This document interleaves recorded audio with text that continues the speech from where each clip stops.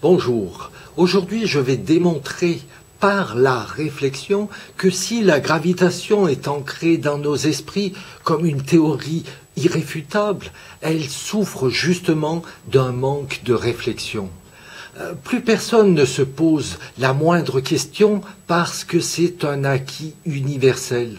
Et pourtant, lorsque je dis que la gravitation est fausse, je ne prétends pas qu'une pomme ne tombe plus verticalement en direction du sol. Je dis que l'hypothèse d'une force d'attraction gravitationnelle entre les masses, qui expliquerait cette observation, c'est cette hypothèse qui est fausse. La formule qui sert à dimensionner cette force s'écrit de la sorte. La force d'attraction qui s'exerce entre les deux masses M1 et M2 est égale à la constante universelle de gravitation, G majuscule, multipliée avec le produit des deux masses et divisée par le carré de la distance qui sépare les centres de gravité. Ceci veut dire que l'intensité de la force, en fonction de l'espacement, décrit une courbe hyperbolique. Elle s'amenuise plus la distance augmente. La force d'attraction gravitationnelle s'applique aux masses, lesquelles sont, selon les explications en vigueur, concentrées dans le noyau des atomes. Alors, je pars de ce plus petit élément de matière pour porter ma réflexion. Je symbolise un atome par une sphère au centre de laquelle se trouve le noyau, donc la masse. En plaçant un second atome à côté, la force d'attraction se représente ainsi, dans le prolongement. Je rajoute d'autres atomes afin d'entourer le premier, uniquement dans un plan pour simplifier le dessin. Toutes les forces entre atomes contigus apparaissent ainsi, auquel je rajoute en bleu une force plus faible provenant d'atomes plus éloignés. Pour ne pas surcharger ces dessins, je considère cette interaction en bleu l'ultime force encore notable. Un autre atome perçoit ces forces. De ce fait, une couche supplémentaire se représente de cette façon. Nous avons ainsi un ensemble d'atomes avec ceux en périphérie qui sont attirés par les autres et à l'intérieur de cet ensemble des atomes qui sont en équilibre sous des forces venant tous azimuts. Si je rajoute un atome supplémentaire, je devrais tout logiquement reporter ces mêmes forces. Mais à un moment, il ne faut plus rester dans cette logique, il faut changer le sens de la réflexion. En effet, cette force d'attraction gravitationnelle serait celle qui aurait permis la formation du système solaire. Oui, la théorie tente d'expliquer la formation des astres par accrétion d'un nuage de poussière, c'est-à-dire qu'ils se seraient agglomérés par cette gravitation. Mais pour que cette théorie soit plausible, il ne faut plus considérer l'interaction entre les grains de poussière, comme je viens de le faire avec les atomes. Il faut décréter que cet ensemble ne forme plus qu'une seule entité, une seule masse, et lui appliquer sa force équivalente en son centre de gravité, comme ceci. Que ce soit des grains de poussière, du sable, des cailloux, des rochers, peu importe la taille de ces éléments, à un moment, nous ne devons plus considérer les interactions entre eux, mais ce que cet agglomérat exerce sur les autres. À quel moment devons-nous changer le sens de notre réflexion? Et pourquoi? Et comment? Je sais, la science ne cherche plus vraiment à répondre à de telles questions. Cependant, pour le pourquoi, il y a une réponse. Parce que nos relations mathématiques, issues des observations expérimentales, savent que c'est ainsi. À la seconde question, comment toutes les forces élémentaires disparaissent pour laisser place à une seule force globale?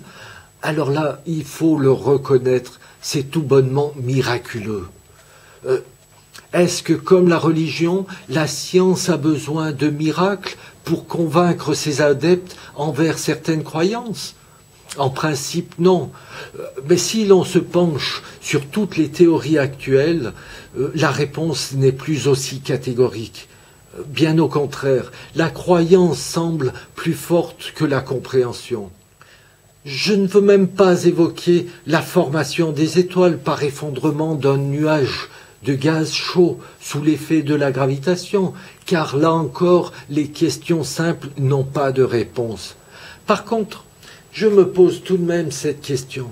Pourquoi observe-t-on une ceinture d'astéroïdes entre l'orbite de Mars et celle de Jupiter?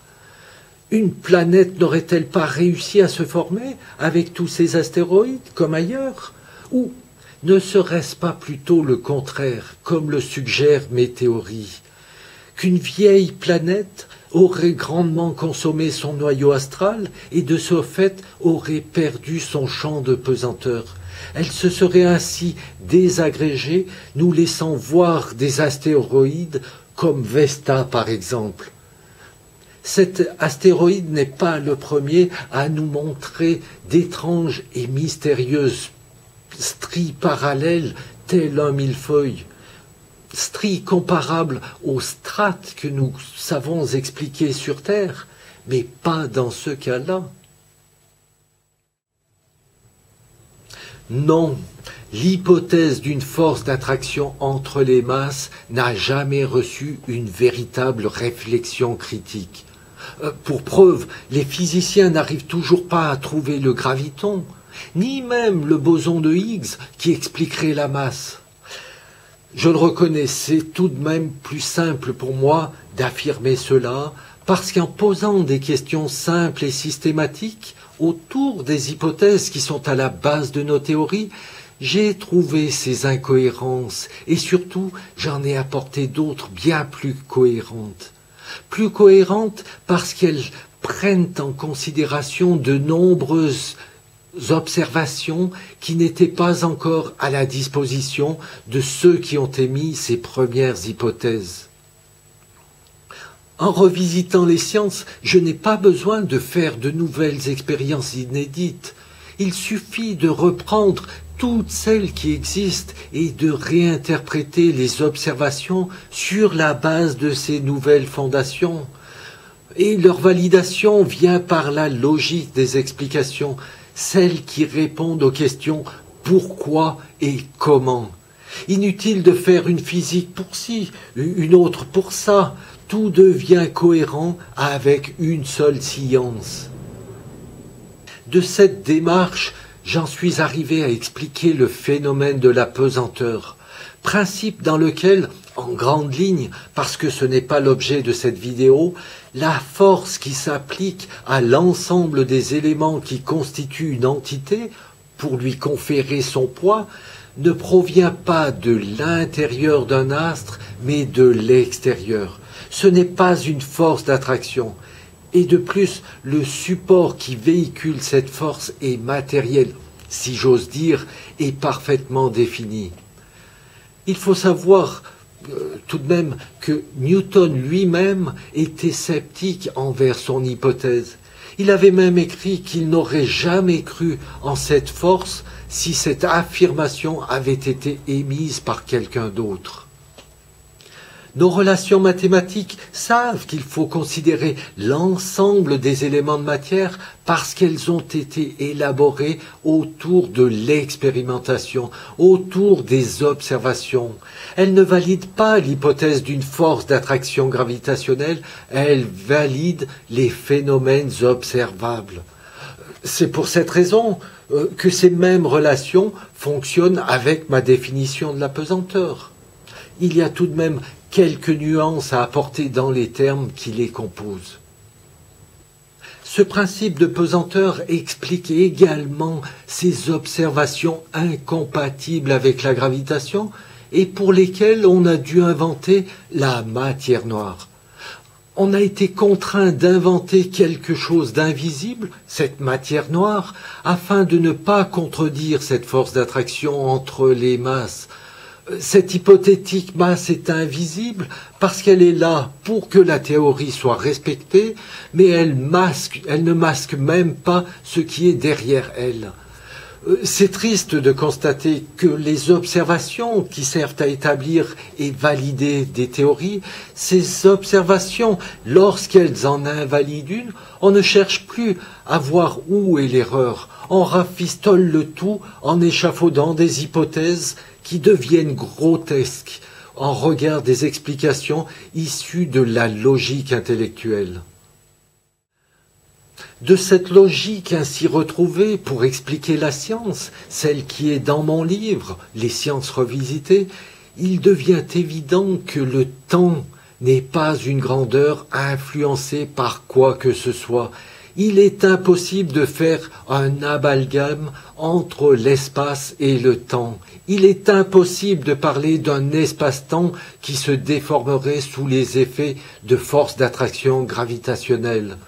Cet espace-temps étant une autre interprétation de la gravitation. Toutes les observations, j'ai bien dit, toutes les observations qui prétendent valider la théorie de la relativité d'Einstein s'expliquent autrement. Par exemple, les horloges des GPS, qui sont l'argument principal que tout le monde connaît et cite pour dire qu'il a compris cette théorie, ces horloges sont modifiées en fonction de la pesanteur qui règne en ce lieu et non pas de la vitesse de déplacement.